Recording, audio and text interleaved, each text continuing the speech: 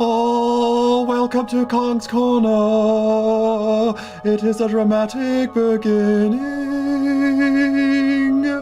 Hello, welcome to Kong's Corner. My name is John Voth. I'm here with my roommate Mark. Dexter is still not here because my leg is still sprained. I wouldn't be able to walk him and take care of him, so he'll be back. He'll be back, everybody. I am reading Harry Potter every single day for an hour. If you haven't tuned in yet, if this is your first time, I'm reading Harry Potter every day for an hour. I have not read it. I've only seen 2 of the movies as a teenager. Don't remember anything from them. So please, no spoilers in the comments. Just have fun. We're here to have fun and get distracted, basically. So, yeah, what happened? We're getting into... I was thinking about the book today and how so much has happened already and they haven't even gone to Hogwarts yet. You know, I feel like you've said that before, though. Maybe I have. I think you've said that before about maybe a different book, but yeah. Yeah, but they haven't even gone to Hogwarts yet, and the thing is, I don't know if they will go to Hogwarts. Maybe they will, maybe they won't. We'll see. Yeah. Okay, so let's just get into it, shall we? I'm just gonna draw this thing on right now. Put on my glasses. I got a pink pen now. I ran out of my red, so I'm gonna try and. Oh man. Not bad. It's okay. It's okay. It's all right. All right, let's get into it. And I'm gonna change this music because it's so dramatic. Stop it. Stop. Get some help. All right, let's. Where's the book? Oh yeah, I was like, I've got to pick up this book, but now I can put it up there. Okay, let's go. Mr. Weasley, the fire-breathing chicken. Where did we just stop off? Okay. They turned a corner, walked through a pair of heavy oak doors, and emerged in a cluttered open area divided into cubicles, which was buzzing with talk and laughter. Memos were zooming in and out of cubicles like miniature rockets. A lopsided sign on the nearest cubicle read, Auror Headquarters. Harry looked surreptitiously. Surreptitiously. What does that mean again? I'm not too sure. Me neither. Somebody look it up on the chat there. Surreptitiously. Where were we? Harry looked surreptitiously through the doorways as they passed. The Aurors had covered their cubicle walls with everything from pictures of wanted wizards and photographs of their families to posters of their favorite Quidditch teams and articles from the Daily Prophet. A scarlet-robed man with a ponytail longer than Bill's was sitting with his boots up on his desk, dictating a report to his quill. A little further along, a witch with a patch over one eye was talking over the top of her cubicle wall to Kingsley Shacklebolt. Morning, Weasley. No, it's a very deep voice. Morning, Weasley, said Kingsley carelessly as they drew nearer. I've been wanting a word with you. Have you got a second? Yes, if it really is a second, said Mr. Weasley. I'm in rather a hurry. They were talking as though they hardly knew each other, and when Harry opened his mouth to say hello to Kingsley, Mr. Weasley stood on his foot. They followed Kingsley along the row into the very last cubicle. Harry received a slight shock. Blinking down at him from every direction was Sirius's face. Newspaper cuttings and old photographs, even the one of Sirius being best man at the Potter's wedding, papered the walls. The only Sirius-free space was a map of the world in which little red pins were glowing like jewels. Yeah, said Kingsley brusquely to Mr. Weasley, shoving a sheaf of parchment into his hand.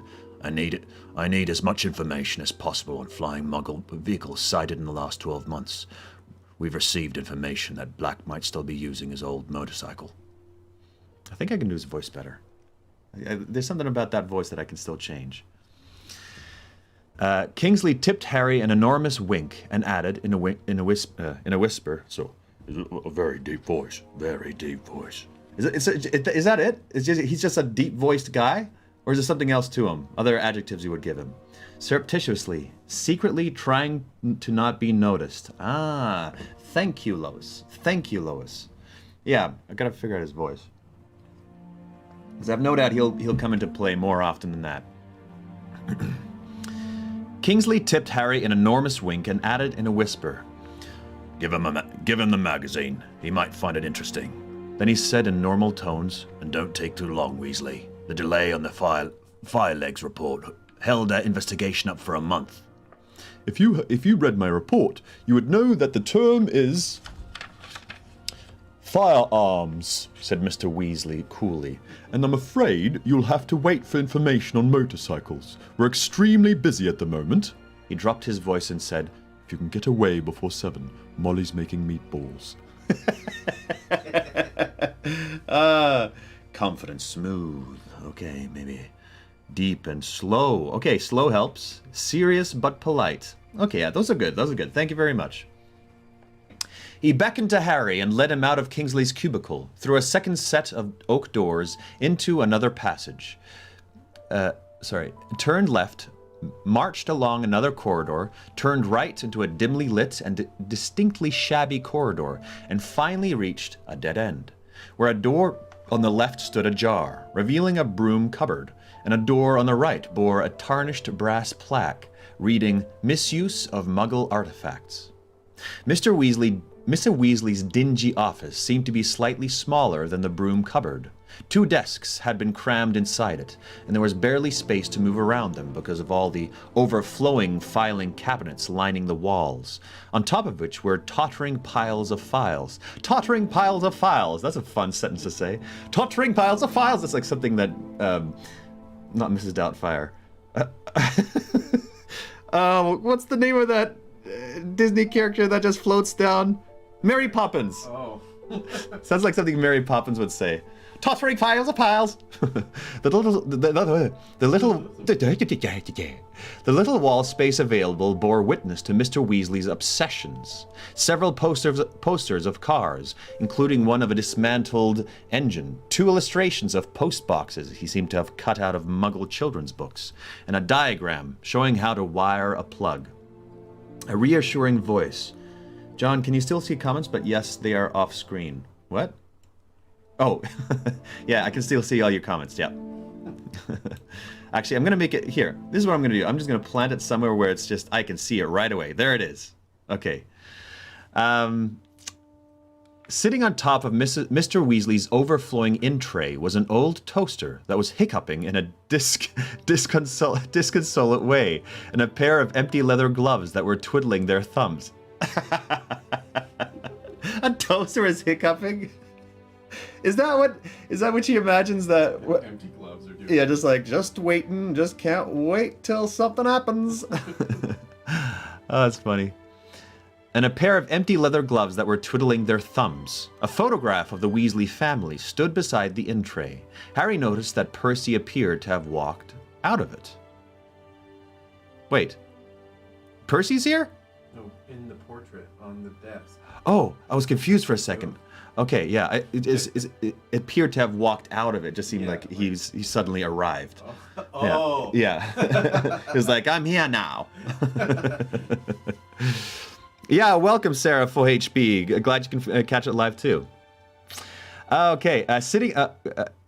We haven't got a window, said Mr. Weasley apologetically, taking off his bomber jacket and placing it on the back of his chair. We've asked, but they don't seem to think we need one. Have a seat, Harry. Doesn't look as if Perkins is in yet. Harry squeezed himself into the chair behind Perkins' desk, while Mr. Weasley riffled through the sheaf of parchment Kingsley... It's written R-I-F-F-L-E-D. I guess Riffled? riffled. I would say rifled. But wouldn't that be R-I-F-E-L-E-D? Yeah. But I don't know. English, yep! Through the sheaf of parchment Kingsley Shacklebolt had given him. "Ah," he said, grinning, as he extracted a copy of a magazine entitled The Quibbler from its midst. Yes. He flicked through it. Yes, oh, he's right. I'm sure Sirius will find that very amusing. Oh dear, what's this now? A memo had just zoomed in through the open door and fluttered to rest on top of the hiccuping toaster. Mr. Weasley unfolded it and read it aloud. Third regurgitating public toilet reported in Bethnal Green. Kindly investigate immediately. Oh, this is getting ridiculous.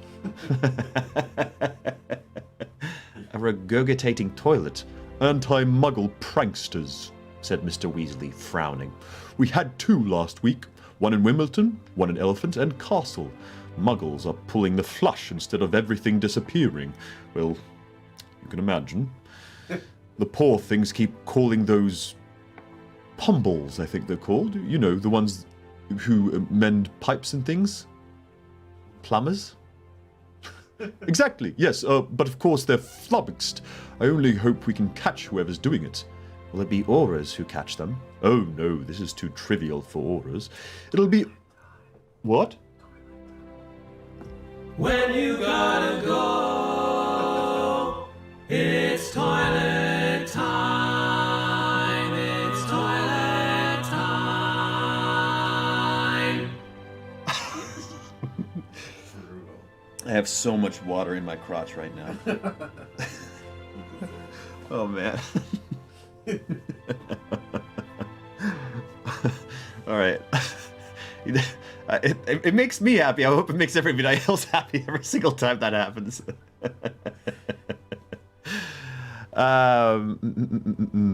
Where were we? Plumbers, yes. Oh no, this is too trivial for Aurors. It'll be ordinary magical law enforcement patrol. Ah, Harry, this is Perkins. Okay, give me adjectives for Perkins. He's going to be coming in. I retract my... Not no to crotch water.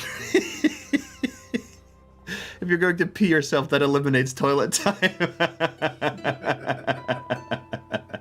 It certainly does eliminate it. Okay, give me some adjectives for, what's his name that just walked in? Perkins. Perkins. A stooped, timid-looking old wizard. Timid-looking, stooped, with fluffy white hair. Had just entered the room, panting. He said desperately without looking at Harry. Thank goodness. I didn't know what to do for the best, whether to wait for you or not. I just sent an owl to your home, but you've obviously missed it. An urgent message came 10 minutes ago. I know about the regurgitating toilet, said Mr. I love Mr. Weasley so much. Said Mr. Weasley. No, it's not the toilet, it's the Potter voice hearing. They've changed the time and venue. It starts at 8 o'clock now, and it's down in Old Courtroom 10. Down in old... But they told me... Merlin's beard! Mr. Weasley looked at his watch, let out a yelp, and leapt from his chair. Quick, Harry, we should have been there 5 minutes ago. That's annoying. Perkins flattened himself against the filing cabinets as Mr. Weasley left the office at a run. Harry closed on his heels. Why have they changed the time? Harry said breathlessly as they hurtled past the Auror cubicles. People poked out their heads and stared as they streaked past. Harry felt as though he'd left all his insides back at Perkins' desk. That's awful. That is awful. It's probably some douche move from, like, Malfoy or something. I've no idea, but thank goodness we got here so early. If you missed it, it would have been catastrophic. Mr. Weasley skidded to a halt beside the lift and jabbed impatiently at the down button. You just made him my favorite character. Okay, good. I'm glad, Cat. Press the down button. Come on! The lift clattered into view and they hurried inside. Every time it stopped, Mr. Weasley cursed furiously and pummeled the number 9 button. Oh, those courtrooms haven't been used in years, said Mr. Weasley angrily. I can't think why they're doing it down there, unless... But no. How's the music? Good volume? Louder, quieter? Let me know. A plump witch carrying a smoking goblet entered the lift at that moment, and Mr. Weasley did not elaborate. The atrium, said the cool female voice, and the golden grills slid open, showing Harry a distant glimpse of the golden statues in the fountain. The plump witch got out, and a sallow-skinned wizard with a very mournful face got in. "Morning, Arthur," he said in a sepulchral voice as the lift began to descend. Don't often see you down here. Urgent business, Bode, said Mr. Weasley, who was bouncing on the balls of his feet and throwing anxious looks over at Harry. Oh, yes. You know what he reminds me of? This guy, that dog who from early Hanna-Barbera cartoons, like, I hate my life. Remember that guy? Yeah. Remember that guy? Oh, yes, said Bode, surveying Harry unblinkingly. Of course. Harry barely had a... Music's a tad too loud. Okay, cool, I'll turn it down a little bit. And I've been fiddling around with music stuff today, so I should be able to... Just a tidge. Just a tidge. Just a titch. Just a titch. So that should all be like... I'll find the right volume and I'll never have to fix it again. Woo! Harry barely had a motion to spare for Bode, but his unfaltering gaze did not make him feel any more comfortable. Department of Mysteries, said the cool female voice, and left it at that. Quick, Harry, said Mr. Weasley, as the lift doors rattled open, and they sped up a corridor that was quite different from those above. The walls were bare. There were no windows, and no doors apart from a plain black one set at the very end of the corridor. Harry expected them to go through it, but instead, Mr. Weasley seized him by the arm and dragged him to the left, where there was an opening leading to a flight of steps. Down here, panted Mr. Weasley, taking 2 steps at a time. The lift doesn't come down this far. Why? They're doing it down there. They reached the bottom of the steps and ran along yet another corridor, which bore a great resemblance to the one that led to Snape's dungeon at Hogwarts, with rough stone walls and torches and brackets. The doors they passed here were heavy wooden ones, with iron bolts and keyholes. Courtroom 10, I think. Oh, yeah, we're nearly. Yes. Mr. Weasley stumbled to a halt outside a grimy dark door with an immense iron lock and slumped against the wall, clutching at the stitch in his chest. Go on, he panted, pointing his thumb at the door. Get in there. Aren't you coming with? No, not allowed. Good luck. Harry's heart was beating a violent tattoo against his Adam's apple. What a great sentence! That's a great description! Harry's heart was beating a violent tattoo against his Adam's apple. That's so original. He swallowed hard, turned the heavy iron door handle, and stepped inside the courtroom. I'm talking about Droopy the dog. Yes, Droopy the dog. Yeah, that dog. He was so great. Him and Winnie the Pooh. What's the? No. Eeyore. Him and like. And from Charlie Brown also there's one character. Those are the depressed characters, like the famous depressed cartoon characters. And Winnie the Pooh, they handle it the best because it actually says something about depression and how to treat people with depression. It's actually really good. But that character is just constantly like in pain and he just wants to kill himself. He's constantly like, I hate my life. I think Mark should have a song he can play every time Voth mispronounces a word.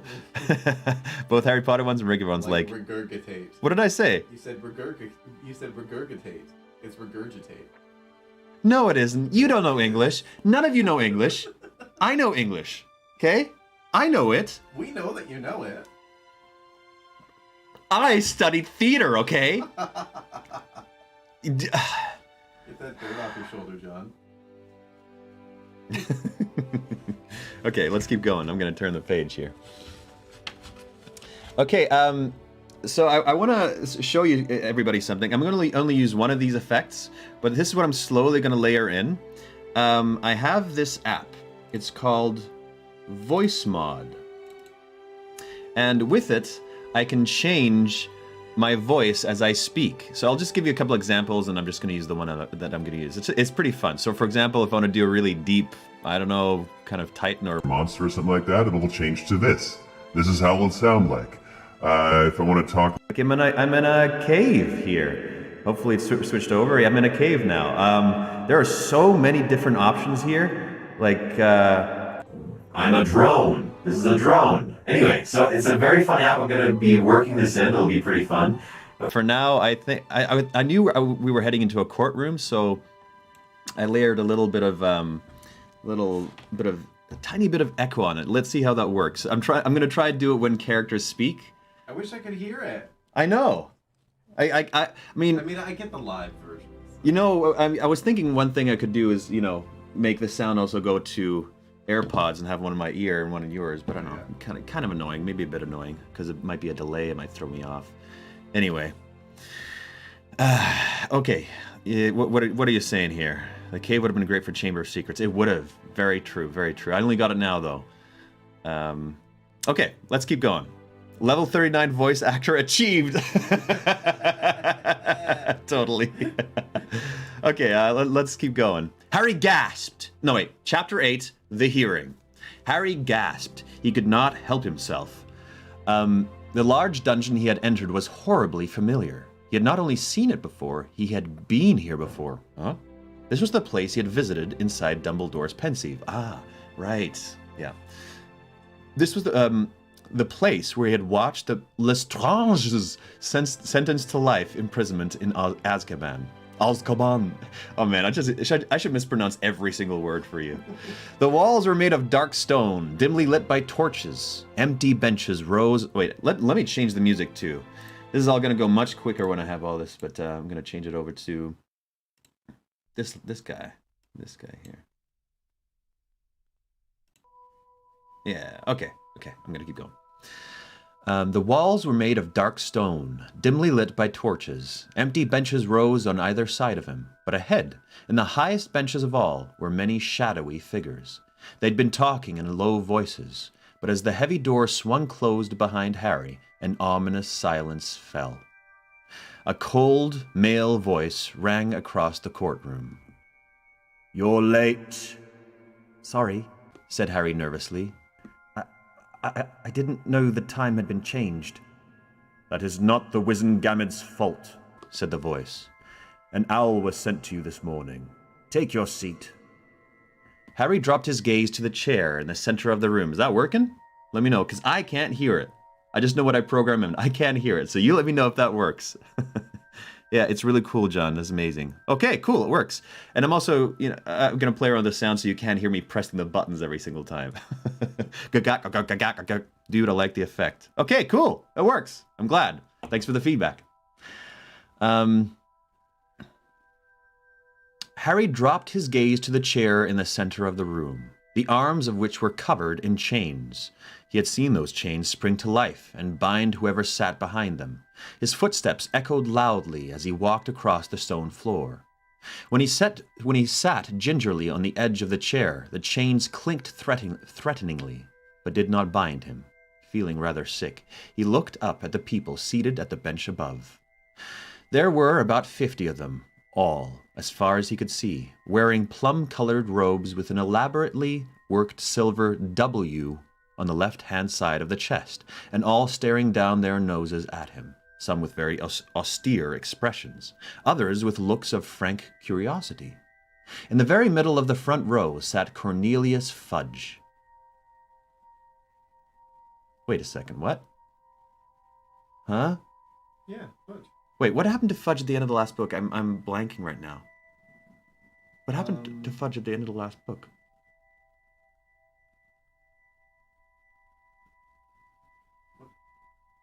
I don't know. What are you confused about? What happened to him? I thought he died for some reason. No. What happened to Cornelius Fudge? Nothing? I don't know. What was the last thing that happened to him? I don't... Wasn't he? Didn't he come like babbling out of the forest and, he was crazy and then? Yeah. Yeah. I don't know if it ever really said what happened to him after that. Fudge. Hey. Oh, not Fudge. Sorry, I was thinking of Crouch.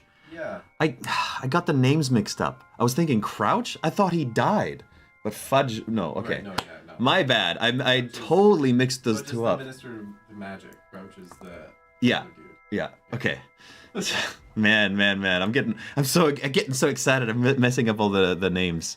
Okay, there we go. Yes, Fudge is denying that Voldemort's back. Yes. In the very middle of the front row sat Cornelius Fudge, the Minister for Magic. Fudge was a portly man who often sported a lime green bowler hat, though today he had dispensed with it. He had dispensed, too, with the indulgent smile he had once worn when he spoke to Harry. A broad, square-jawed witch with very short gray hair sat on Fudge's left. Please, some adjectives for this witch. If she's important, speaks a lot. She wore a monocle and looked forbidding. Oh, okay.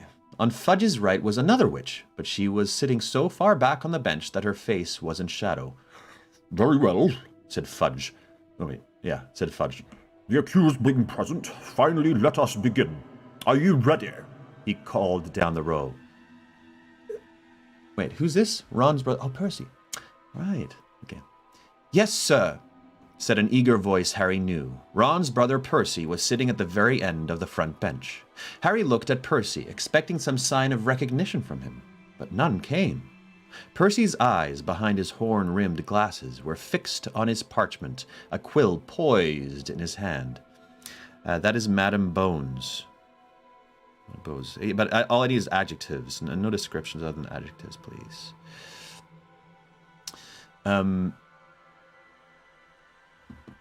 Disciplinary hearing of the 12th of August, Said Fudge in a ringing voice, and Percy began taking notes at once. into offences committed under the decree for the reasonable restriction of underage sorcery and the International Statute of Secrecy by Harry James Potter, resident at number 4 Privet Drive, Little Whinging, Surrey. Ah, that was Percy the whole time. Oh well.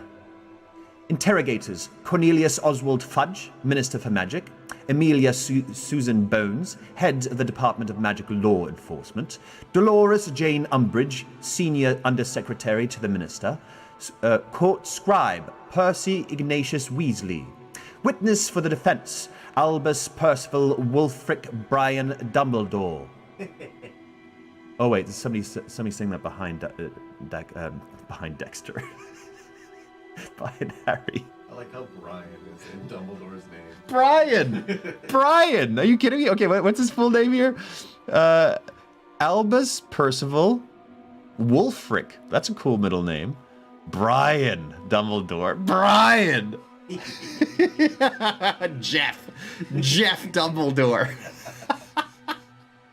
You can even, John. Yeah, well, you can throw my name in there. This is the most common name. It means everything. It means pimp. It means toilet. Means penis. It means peanut. It means everything. I have the most common name in the world. I think it is the most common name. Wouldn't it be? No, the most common name in the world is Muhammad. That would make sense. Umbridge has an annoying voice. The more annoying, the better. Okay. Madam Bones, I had the similar voice of McGonagall. Okay, thank you. Said a quiet voice from behind Harry, who turned his head so fast he cricked his neck. Dumbledore was striding serenely across the room, wearing long midnight blue robes and a perfectly calm expression. His long silver beard and hair gleamed in the torchlight as he drew level with Harry and looked up at Fudge through the half-moon spectacles that rested halfway down his very crooked nose. The members of the Wizengamot were muttering. All eyes were now on Dumbledore. Some looked annoyed, others slightly frightened. Two elderly witches in the back row, however, raised their hands and waved in welcome. Bitterly sweet voice. The most important adjective for Umbridge is smug. Okay, smug, annoying, great. Brian. Bitterly sweet voice. Umbridge is sickly sweet. Okay, sickly sweet. A grown woman trying to sound young and innocent. Okay. That's great. Thank you. Smug. Okay, so people have very strong opinions about Umbridge, that's for sure. A powerful emotion had risen in Harry's chest at the sight of Dumbledore, a fortified, hopeful feeling, rather like that which Phoenix Song gave him. He wanted to catch Dumbledore's eye, but Dumbledore was not looking his way. He was continuing to look up at the obviously flustered Fudge. Ah, said Fudge, who looked thoroughly disconcerted. Dumbledore. Yes, you got our message that the time and place of the hearing had been changed then? I must have missed it, said Dumbledore cheerfully. However, due to a lucky mistake, I arrived at the Ministry 3 hours early, so no harm done. Yes, well, I suppose we'll need another chair. Weasley, could you... Not to worry, not to worry. said Dumbledore pleasantly. He took out his wand, gave it a little flick, and a squashy chintz armchair appeared out of nowhere next to Harry. He's like, if he wasn't a wizard, he'd just be a dude in an RV park, just happy with living by the lake. That's who Dumbledore would be. Right? Dumbledore sat down, put the tips of his long fingers together, and surveyed Fudge over them with an expression of polite interest. The Wizengamot was still muttering and fidgeting restlessly. Wizengamot that's the group of people. Yes? Yeah. That's what I'm guessing. I'm high and overly sweet in a very fake and extremely annoying way. Okay, great. The Wizengamot was still muttering and fidgeting restlessly. Only when Fudge spoke again did they settle down. Yes, Said Fudge again, shuffling his notes. well then, so the charges, yes. He extricated a piece of parchment from the pile before him, took a deep breath, and read out. The charges against the accused are as follows. That he did knowingly, deliberately, and in full awareness of the illegality of his actions, having received a previous written warning from the Ministry of Magic on a similar charge, produce a Patronus charm in a Muggle-inhabited area, in the presence of a Muggle, on the 2nd of August, at 23 minutes past 9, which constitutes an offence under paragraph C of the Decree for the Reasonable Restriction of Underage Sorcery, 1875, and also under Section 3 of the International Confederation of Warlocks Statute of Secrecy. You are Harry James Potter of number 4, Privet Drive, Little Whinging, Surrey? Fudge said, glaring at Harry over the top of his parchment. A group of sternly powerful mages that judge criminals and do other stuff. Yeah, okay, that's what I assumed. They're the judging factor there. Yes, Harry said. You received an official warning from the Ministry for using illegal magic 3 years ago, did you not? Yes, but... And yet you conjured a Patronus on the night of the 2nd of August, said Fudge. Yes, said Harry. But knowing that you are not permitted to use magic outside school while you are under the age of 17... Yes, but knowing that you were in an area full of Muggles? yes, But fully aware that you were in close proximity to a Muggle at the time? yes, said Harry angrily. But I only used it because we were... The witch with the monocle cut across him in a booming voice. So this is Umbridge, I'm assuming. You produced a fully fledged Patronus. Maybe? Yes, said Harry. Because a corporal Patronus? What? Said Harry. Your Patronus had a clearly defined form. I mean to say, it was more than vapor or smoke. That's Bones. Okay, that's Bones. Would that work for Umbridge, though? Let me know. What's Bones? Bones with a monocle. just picturing Bones, the name Bones. Okay, Your Patronus had a clearly defined form. I mean to say, it was more than vapor smoke. Yes, said Harry, feeling both impatient and slightly desperate. It's a stag. It's always a stag. Always? What? Always? You get it now? That would work for Umbridge. Okay, good. Bones is forthright, fair, pleasant. Oh, okay. Okay. Completely off then? Completely off. Always, boomed Madame Bones. You have produced a Patronus before now? Yes, said Harry. I've been doing it for over a year. And you are 15 years old? Yes, and you learned this at school? Yes, Professor Lupin taught me in my 3rd year because of the... Impressive, said Madame Bones, staring down at him. A true Patronus at his age. Very impressive indeed. Some of the wizards and witches around her were muttering again. A few nodded, but others were frowning and shaking their heads. Oh, it seems like she might be on Harry's side, hopefully. That'd be good. That'd be good. More girly and high and fakely sweet for Umbridge. Excellent voice for Bones now. Okay, good. Shouldn't do that. But I do it still. It's not a question of how impressive the magic was, said Fudge in a testy voice. In fact, the more impressive, the worse it is. I would have thought, given that the boy did it in plain view of a muggle. Those who had been frowning now murmured in agreement. But it was the sight of Percy's sanctimonious little nod that goaded Harry into speech. I did it because of the Dementors, he said loudly, before anyone could interrupt him again. He had expected more muttering, but the silence that fell seemed to be somehow denser than before. Dementors, said Madame Bones after a moment, her thick eyebrows rising until her monocle looked in danger of falling out. What do you mean, boy? I mean, there were 2 Dementors down that alleyway, and they went for me and my cousin. Bah! said Fudge again, smirking unpleasantly as he looked around at the Wizengamot, as though inviting them to share the joke. Yes, I thought we'd be hearing something like this. Dementors? In Little Whinging? Madame Bones said, in a tone of great surprise. I don't understand. Don't you, Amelia? said Fudge, still smirking. Let me explain.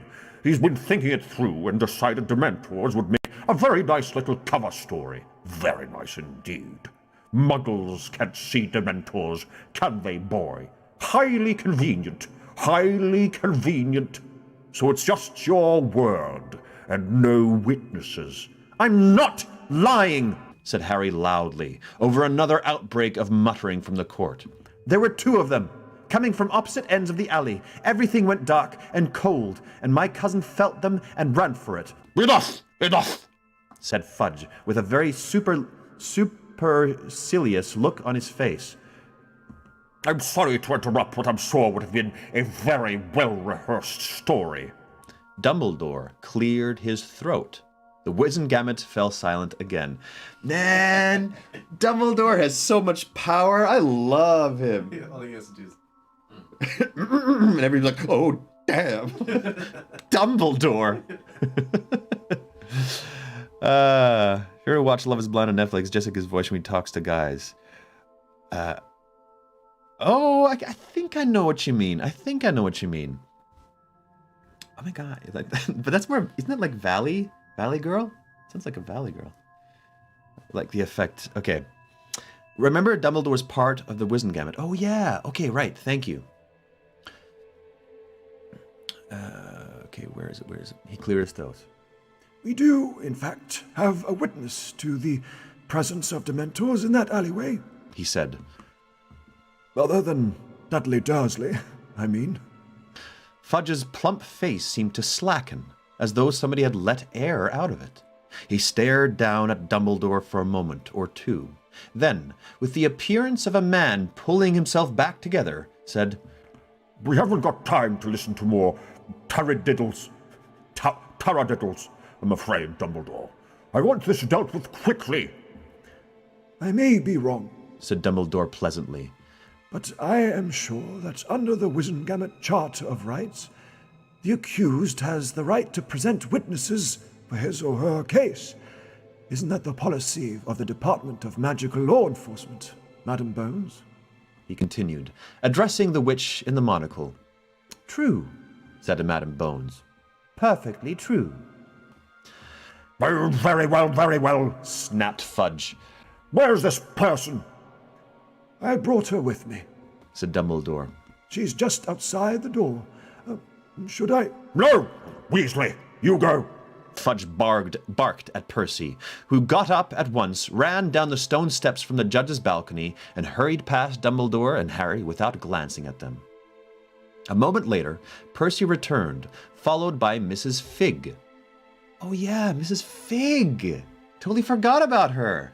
Nice move, Dumbledore. Dope. She looked scared and more batty than ever.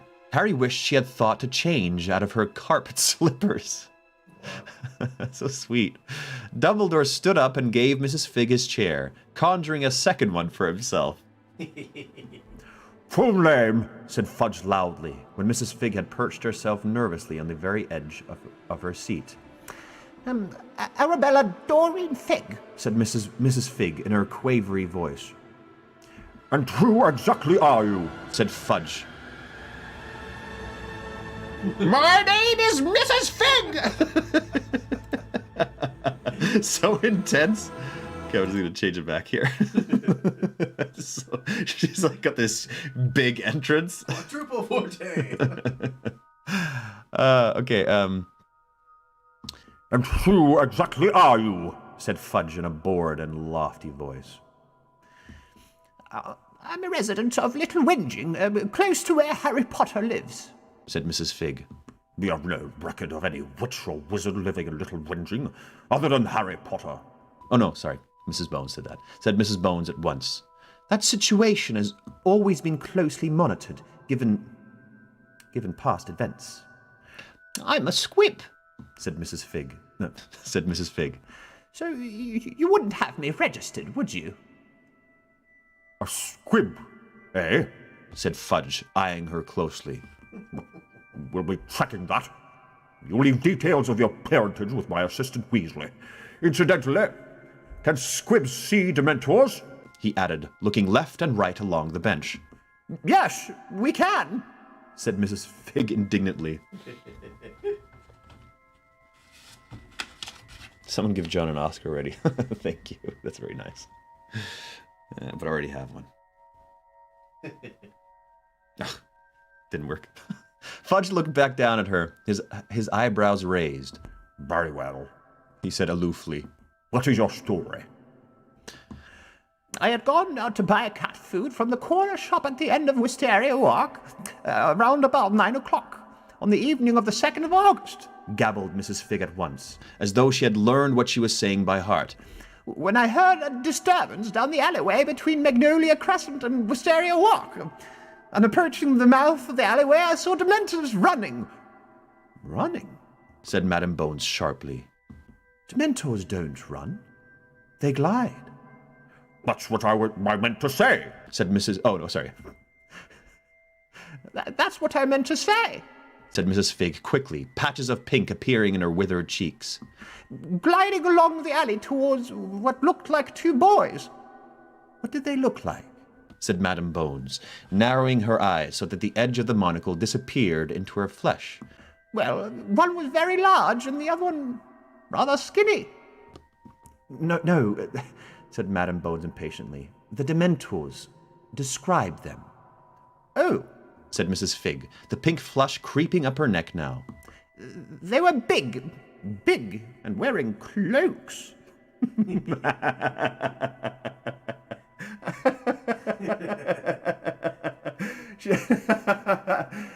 She's one of those people that like any detail is shocking.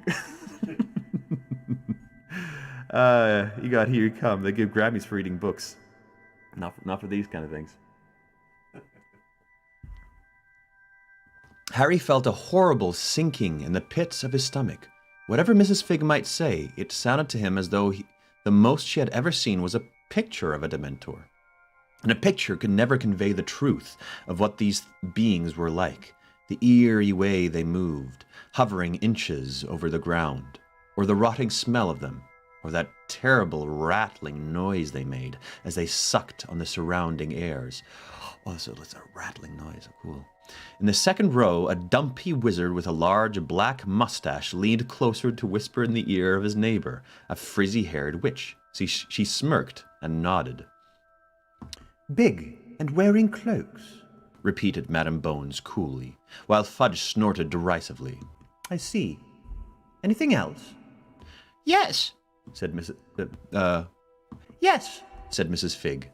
I felt them. Everything went cold, and this was a very warm summer's night, mark you, and I felt as though all happiness had gone from the world, and I remembered dreadful things. Her voice shook and died. Madame Bone's eyes widened slightly. Harry could see red marks under her eyebrows where the monocle had dug into it. What did the Dementors do? She asked, and Harry felt a rush of hope. They went for the boys, said Mrs. Figg, her voice stronger and more confident now, the pink flush ebbing away from her face. One of them had fallen. The other was backing away, trying to repel the Dementor. That was Harry. He tried twice and produced only silver vapor. On the third attempt, he produced a Patronus, which charged down the first Dementor and then, with his encouragement, chased the second one away from his cousin. And that is what happened. Mrs. Figg finished somewhat lamely.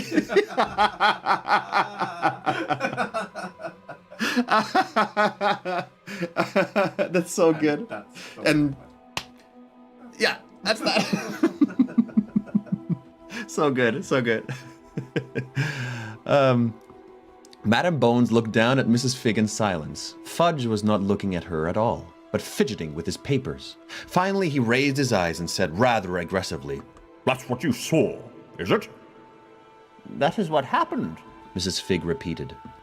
Very well, said Fudge. You may go. Mrs. Figg cast a frightened look from Fudge to Dumbledore, then got up and shuffled off towards the door. Harry heard it thud behind her. I'm going to have to use that more often. And then John told a story, somewhat lamely. Oh, Lois. And you're supposed to be my moderator?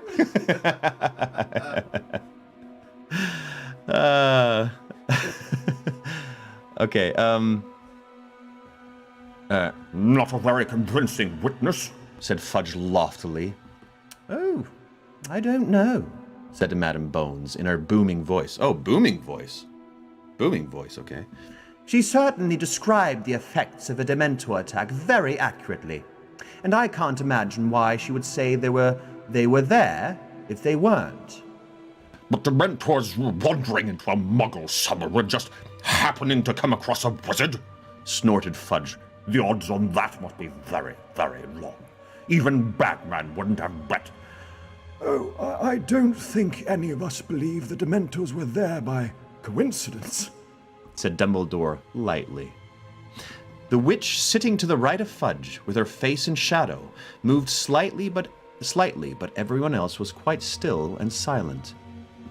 And what is that supposed to mean? Fudge asked icily. It means that I think they were ordered there, said Dumbledore. I think we might have a record of it somewhere. If someone... Oh, no, so this is Fudge.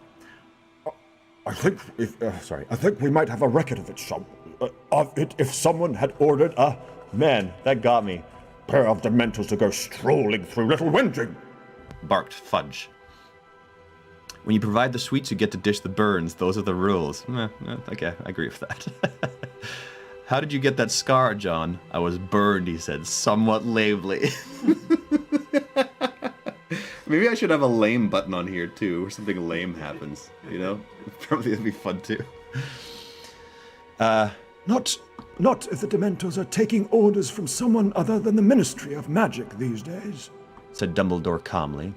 I have already given you my views on this matter, Cornelius. Yes, you have, said Fudge forcefully. And I've no reason to believe that your views are anything other than bilge, Dumbledore.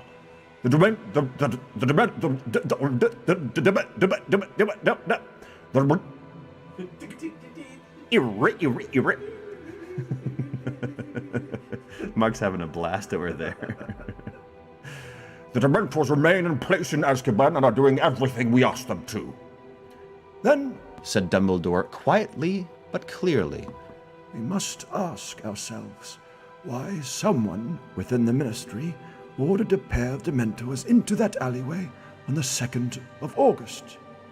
In the complete silence that greeted these words, the witch to the right of Fudge leaned forwards so that Harry saw her for the first time. He thought she looked just like a large, pale toad. Another bowl of days. No, but this is Umbridge now, right? And the one that talks sickly sweet and is annoying, but talks in that way where she's pretending to be a girl talking to guys sweetly. Okay. She was rather squat with a broad, flabby face, as little neck as Uncle Vernon, and a very wide, slack mouth. Her eyes were large, round, and slightly bulging. Even the little black velvet bow perched on top of her short curly hair put him in mind of a large fly she was about to catch on a long sticky tongue. The chair recognizes Dolores Jane Umbridge, Senior Under-Secretary to the Minister, said Fudge. The witch spoke in a fluttery, girlish, high-pitched voice that took Harry aback. He hadn't been expecting a croak. I'm sure I must have misunderstood you, Professor Dumbledore, she said with a simper that left her big, round eyes as cold as ever. So silly of me, but it sounded for a teensy moment as though you were suggesting that the Minister of Magic had ordered an attack on this boy. Does that work? Just trying to sound cute and sweet as over Brooks any time it will work. Maybe that works. She gave a silvery laugh that made the hairs on the back of Harry's neck stand up. A few other members... That works? Okay, good. A few other members of the Wizengamot laughed with her. It could not have been been plainer that not one of them was really amused. Okay, it works. Good. It's great when you all say yes, because I'm like, I have no idea if that fits to the character or not. Just like I thought that Bones was this like, I've forgotten for ages with Bones like that.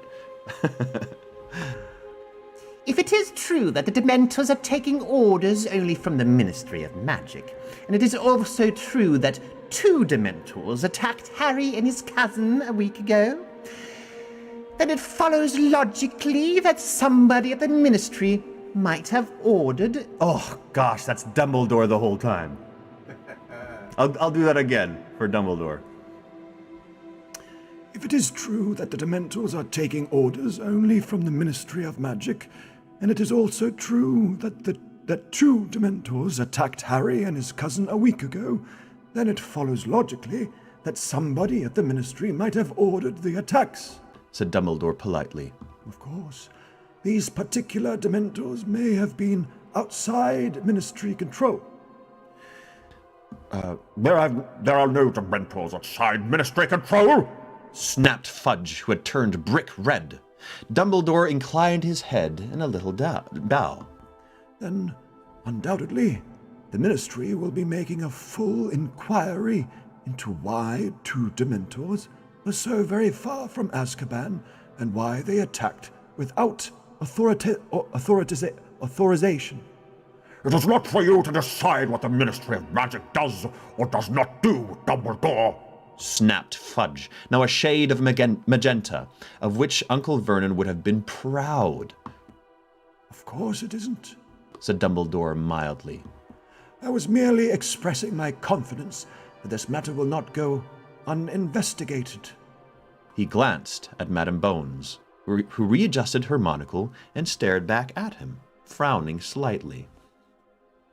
I would remind everybody that the behavior of these Dementors, if indeed they are not figments of this boy's imagination, is not the subject of this hearing, said Fudge. We are here to examine Harry Potter's offenses under the decree for the reasonable restriction of underage sorcery. Of course we are, said Dumbledore. But the presence of Dementors in that alleyway is highly relevant. Clause 7 of the decree states that magic may be used before Muggles in exceptional circumstances, and as those exceptional circumstances include situations which threaten the life of the wizard or witch, him or herself, or any witches, wizards, or Muggles present at the time of the... We are familiar with Clause 7, thank you very much, snarled Fudge. Of course you are, said Dumbledore courteously. Oh, he's so good. then we are in agreement that Harry's use of the Patronus charm in those circumstances falls precisely into the category of exceptional circumstances the clause describes. Like what could have possibly said in this group to not post it? Should have lamely, so you could retract them lamely. Okay, I'm gonna keep on going. If there were Dementors, which I doubt. You have heard it from an eyewitness. Dumbledore interrupted. Let me see, how far does this chapter go? Until the next page. If you still doubt her truthfulness, call her back. Question her again. I'm sure she would not object. I'm not. Blustered Fludge, fiddling with the papers before him. It's what I want this over with today, Dumbledore. Naturally, you would not care how many times you heard from a witness if the alternative was a serious miscarriage of justice, said Dumbledore. Serious miscarriage, my hat, said Fudge at the top of his voice. Have you ever bothered to top up the number of cock and bull stories this boy has come up with, Dumbledore, while trying to cover up his flagrant misuse of magic out of the school? I suppose you have forgotten the hover charm he used 3 years ago. That wasn't me. It was a house elf, said Harry. You see! Roared Fudge, gesturing flamboyantly in Harry's direction. A house elf in a muggle house, I ask you. The house elf in question is currently in the employ of Hogwarts School, said Dumbledore. I can summon him here in an instant to give evidence if you wish. I'm not. I haven't got time to listen to house elves. Anyway, that's not the only. He blew up his aunt, for God's sake. Fudge shouted, banging his fist on the judge's bench and upsetting a bottle of ink. Who's saying this? Yeah. And you very kindly did not press charges on that occasion, accepting, I presume, that even the best wizards cannot always control their emotions, said Dumbledore calmly, as Fudge attempted to scrub the ink of his notes. Man, I love him so much. He's so clever. And I haven't even started on what he gets up to at school. But as the Ministry has no authority to punish Hogwarts students for misdemeanors at school, Harry's behavior there is not relevant to this hearing, said Dumbledore, as politely as ever, but now with a suggestion of coolness behind his words. Oh, said Fudge. Not our business what he does at school, eh? You think so? The Ministry does not have the power to expel Hogwarts students, Cornelius. As I reminded you on the night of the 2nd of August, said Dumbledore. Nor does it have the right to confiscate wands until charges have been successfully proven. Again, as I reminded you on the night of the 2nd of August, in your admirable haste to ensure that the law is upheld, you appear, inadvertently, I am sure, to have overlooked a few laws yourself. Laws can be changed, said Fudge savagely. Of course they can, said Dumbledore, inclining his head. And you certainly seem to be making many changes, Cornelius. Why? In the few short weeks since I was asked to leave the Wizengamot, it has already become the practice to hold a full criminal trial to deal with a simple matter of underage magic. A few of the wizards above them shifted uncomfortably in their seats. Fudge turned a slightly deeper shade of puce. Puce? I don't know that color. I have to look that up. The toad-like witch on his right, however, merely gazed at Dumbledore, her face quite expressionless. As far as I am aware, Dumbledore continued, there is no law yet in place that says this court's job is to punish Harry, for every bit of magic he has ever performed. He has been charged with a specific offense, and he's presented his defense. All he and I can do now is await your verdict. Dumbledore's grand finale. Oh yeah. That was the best. That was so dope. Doesn't get angry, just presents the facts, Yeah. undermines Fudge with his outbursts, saying, "Yeah, he just burst out like you did now." Oh, he's so good. He's so good. I love him. This song, I should loop this song from like the beginning because it gets into this tragic place that right now isn't needed. Dumbledore put his fingertips together again and said no more. Fudge glared at him, evidently incensed. Harry glanced sideways at Dumbledore, seeking reassurance. He was not at all sure that Dumbledore was right in telling the Wizengamot, in effect, that it was about time they made a decision. Again, however, Dumbledore seemed oblivious to Harry's attempt to catch his eye. He continued to look up at the benches where the entire Wizengamot had fallen into urgent, whispered conversations. Harry looked at his feet. His heart, which seemed to have swollen to an unnatural size, was thumping loudly under his ribs. He had expected the hearing to last longer than this. He was not at all sure that he had made a good impression. He had not really said very much. He ought to have explained more fully about the Dementors, about how he'd fallen over, about how both he and Dudley had nearly been kissed. Twice he looked up at Fudge and opened his mouth to speak, but his swollen heart was now constricting his air passages, and both times he merely took a deep breath and looked back down at his shoes. You still got me on screen. Sorry? You still got me on screen. Oh. Okay. Get you out of there! Then the whispering stopped. Harry wanted to look up at the judges, but found that it was really much, much easier to keep examining his laces. Those in favour of clearing the witness of all charges? Said Madame Bohm's booming voice. Harry's head jerked upwards. There were hands in the air, many of them, more than half. Breathing very fast, he tried to count, but before he could finish, Madame Bohms had said, And those in favour of conviction? Harry raised his hand. No, Fudge raised his hand. Harry raised. Yeah. Me! Kill me! Kill me! So did half a dozen others, including the witch on his right and the heavily mustached wizard and the frizzy-haired witch in the second row. Fudge glanced around at them all, looking as though there was something large stuck in his throat, then lowered his own hand. He took 2 deep breaths and said, in a low, in a voice distorted by suppressed rage, Very well, very well. Cleared of all charges. Excellent. said Dumbledore briskly, springing to his feet, pulling out his wand and causing the 2 chintz armchairs to vanish. Well, I must be getting along. Good day to you all. And without looking once at Harry, he swept from the dungeon. End of chapter. Gotta end there. Okay. So, Hoo-wee. question for you. Answer for you.